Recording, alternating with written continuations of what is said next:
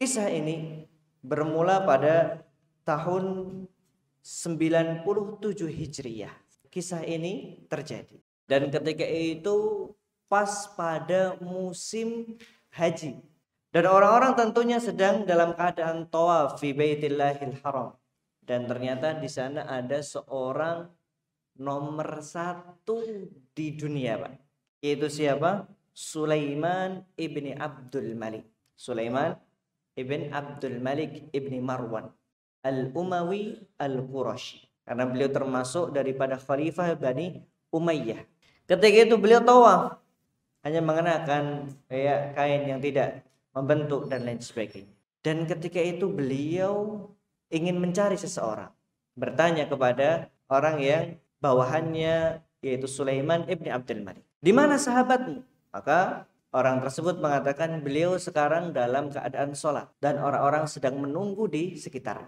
Maka kemudian Sulaiman ibni Abdul Malik bersama 2 putra beliau mendatangi orang tersebut dan menunggu sampai selesai sholat. Setelah selesai sholat, barulah ada kesempatan Sulaiman ibn Abdul Malik untuk bertanya tentang perihal hukum-hukum seputar haji dan lain sebagainya. Akhirnya setelah selesai ini, kemudian 2 anaknya heran.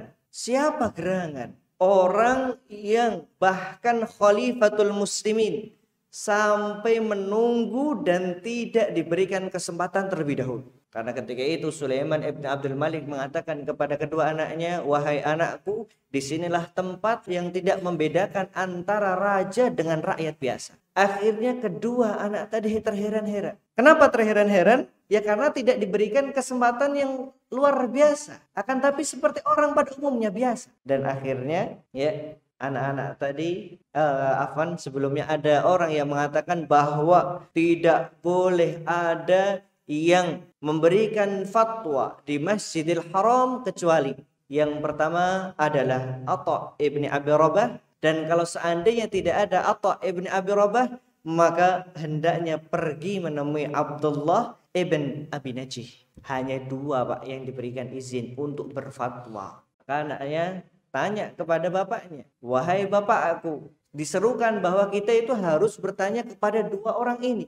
Kenapa kita mendatangi orang tadi? Yang mana orang tadi sudah hitam, keriting, pesek. Maka akhirnya apa yang dikatakan Sulaiman kepada putranya? Wahai anakku, pria yang kamu lihat dan engkau melihat kami hormat kepada dia adalah Atha ibni Abi Rabah. Dan sesungguhnya orang yang berhak berfatwa di Masjidil Haram dan telah mewarisi ilmu Abdullah ibni Abbas adalah beliau Atha ibn Abi Rabah. Dan kemudian beliau pun memberikan nasihat yang tidak lupa di akhirnya, bahwa beliau mengatakan, wahai anak, carilah ilmu, karena dengan ilmu rakyat bawahan bisa menjadi terhormat dan para budak bisa melampaui derajat para raja.